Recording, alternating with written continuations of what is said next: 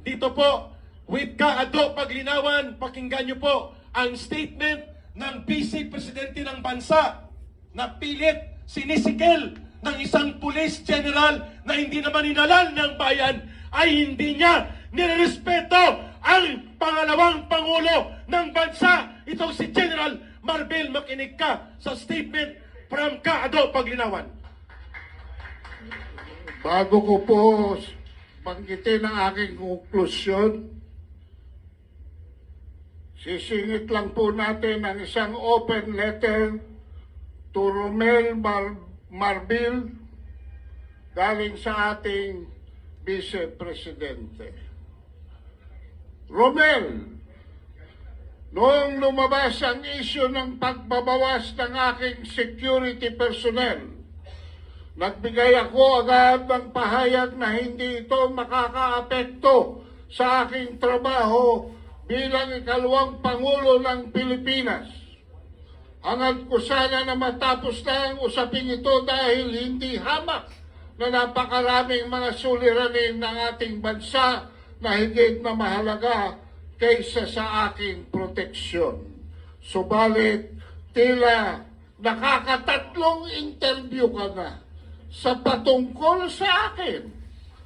Sa isang banda, naiintindihan ko kayo sapagkat natural lang sa mga nagsisinungaling na magkaroon ng sari-saring kwento at dahilan.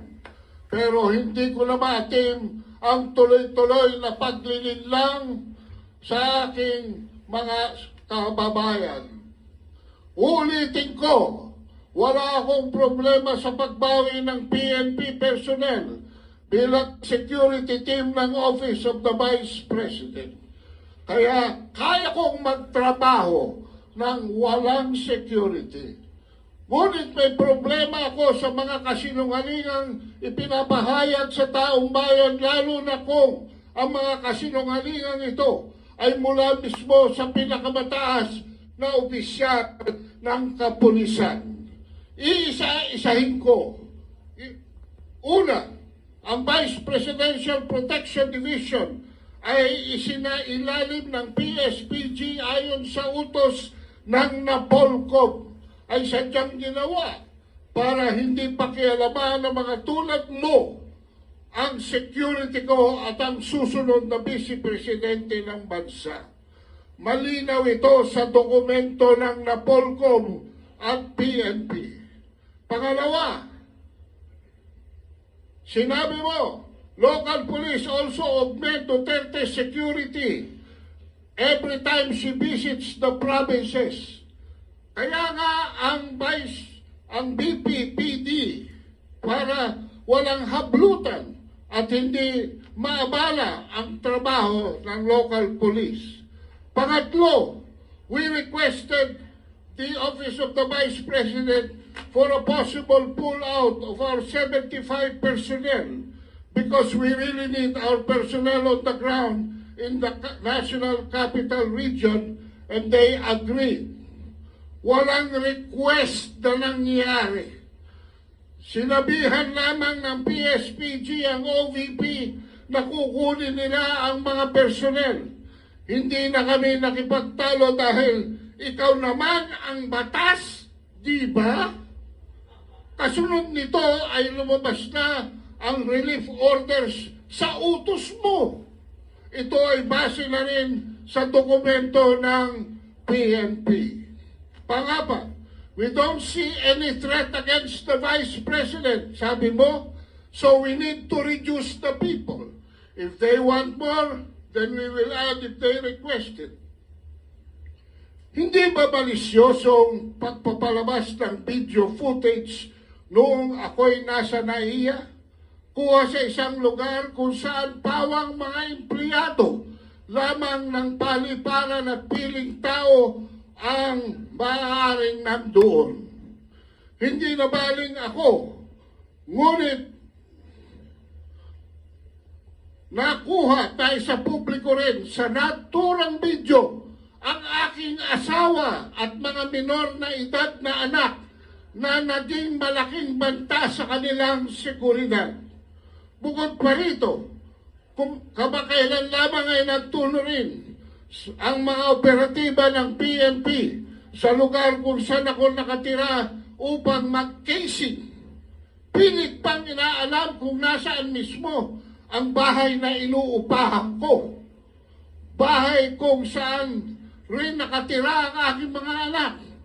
Kung hindi ito napigilan ng mga nagmagandang loob na opisyal ng Homeowners Association, hindi ko na alam kung ano pa ang maaaring mangyari. Ano ba ang ibig sabihin ng threat sa iyo? Ang banta ba ay maaari lamang magmula sa mga external elements? Hindi ba ang threat kung harassment ay nanggagaling mismo sa mga tauhan ng gobyerno? Isa pa, sinasabi mo walang threat pero pwedeng mag-request ng dagdag na personnel. Ano ba talaga? Kung talagang wala kang nakikitang banta laban sa akin, bakit nagtira ka pa ng 45 na tauhan ng PNP na ikaw ang pumili?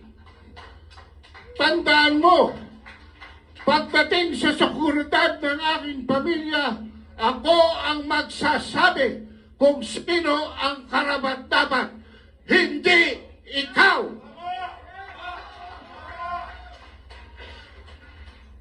Mangbabatas ka lang, hindi ka Diyos. Panlima, the relief was for police visibility.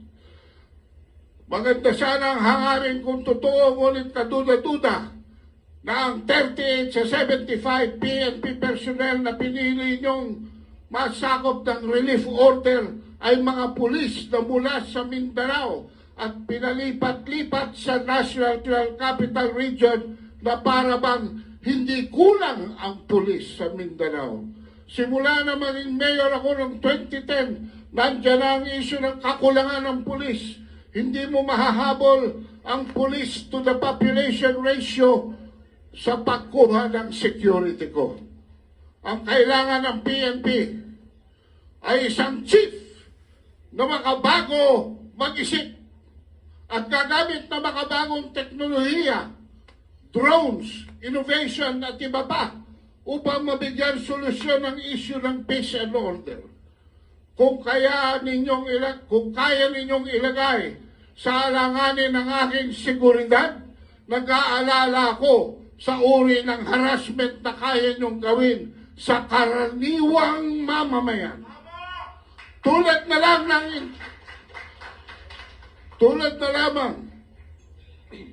ng intimidasyon sa mga ordinaryong mamamayan para sa service ng warrant of arrest para kay Pastor Kibuloy sa Davao City, kamakailan. Ang relief ng mga PNP personnel ay dumating pagkatapos ko mag-resign sa DepEd. Pagkatapos kong ihambing ang SONA sa isang catastrophic event at pagkatapos lumabas ang cocaine video. Let us spare our people from all the lies. Let us call it what it is, a clear case of political harassment.